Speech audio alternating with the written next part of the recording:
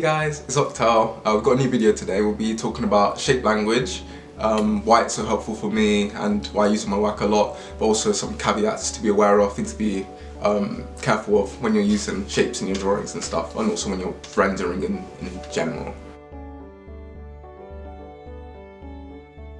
Using shape language is very useful. Say you wanted to break down something very complex, like a complex light source coming from like a certain direction, or maybe it's coming from multiple directions, so you don't know where it's coming from, and you want to like sort of break that down into like different shapes and then like work your way up from there and then create the final piece in the end. So it's very useful in that sense. And I've been using shapes for a long time without, like, I'm not sort of consciously trying to, I don't know, I'm not consciously like, oh, I'm gonna specifically do shapes as my style. It just sort of like happened because I was a bit lazy.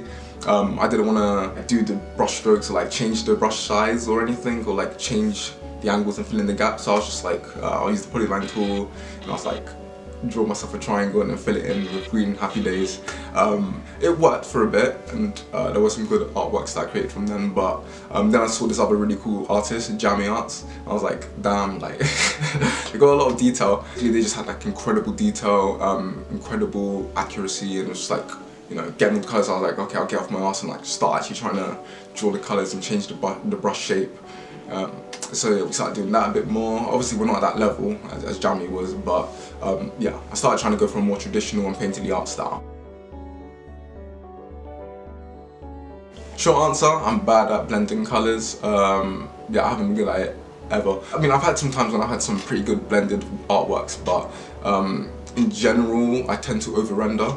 So then, you know, we have some good ones like this one, and then we also have some abominations like this one, which is just like, I don't know, some creepy, Play-Doh-y, you know, it just looks wrong, it's just gross, so it just didn't work. Sorry to the reference. I will redo that one at some point. But yeah, it just doesn't work if you do it too much. It's like you have to have purpose and mastery and control over the level of blending that you're using. So in general I avoid it, but I will try and, I don't think I will go back to doing blending a lot, ever, to be honest. I don't think I'll go back to blending. When I was blending, it just feels like it removes the sort of painterly story behind how you made the artwork. It's just like, you know, you put this brush stroke here, you put this brush stroke there, and then suddenly, you know, you just blend it all together, and then that's just gone. And I think one of the reasons why I started to think like that as well is because of this whole AI situation. AI images tend to lack a lot of texture. They tend to be like very smooth, and you know, they've got very vibrant colours and it looks pretty cool to some degree. But it's like almost soulless in a way.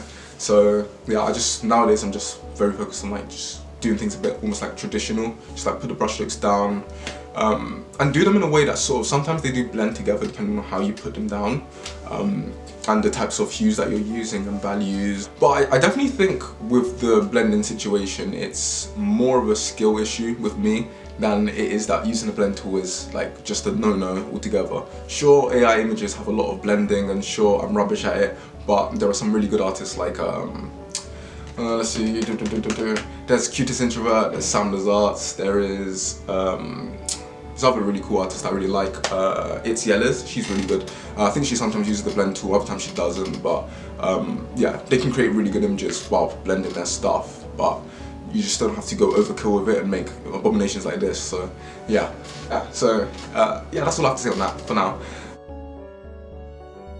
Okay, so when you are using shape language, if you do want to use that in your art style, if you're interested in painting and you sort of want to try break down complex images, shapes do help. But one thing I would be careful of if you are painting and using shapes is make sure you're not using the wrong values. And by values I mean how light or how dark like the colour you're using is. For example, in this drawing here, we've got like, in the middle of the forehead, we've got like a sort of lighter area, and then we've got it getting darker as we go like more outwards across the forehead. Now, if I was to reverse that, and I was like to try and play around with the values, and I was like, I'm gonna change the colour, I'm gonna make it look bright and nice and orangey or something, because we want it to look like more alive or vibrant or something. And then I made it darker in the middle and lighter on the outside. What it would look like is that she got smacked in the head with a blunt object, which, unless she actually did, is not the message you're trying to send, and it just doesn't make any sense. And so you have to be very careful about the sort of lightness and darkness that you're using across all parts of the face, you know, across like the bones over here and the bones here and yeah, all of that stuff.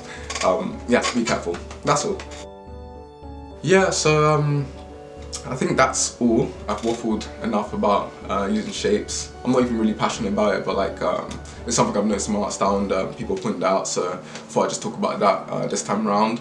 I'm not sure when my next video will be. I think I need the studio change. Mine's pretty arse.